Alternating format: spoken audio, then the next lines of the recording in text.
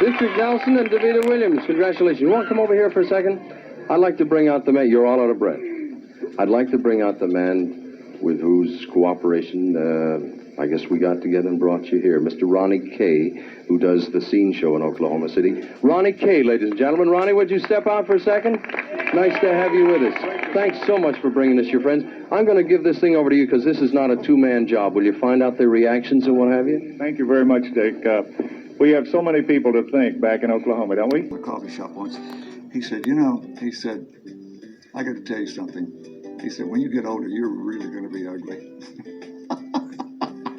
I swear to you, Arnie Katoff, one of the most beautiful people in the world.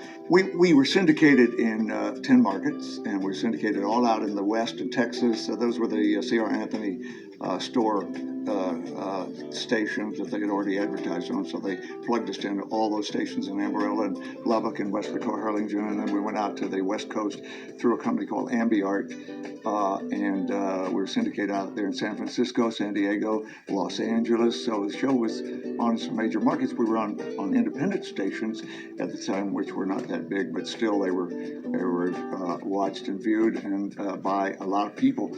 But I don't know, you look back at that show and you start asking yourself why it was so successful. Well, I did allude to the fact that we really did work hard on the show. And it was a work of love because it was so much fun. But we also had so many talented people.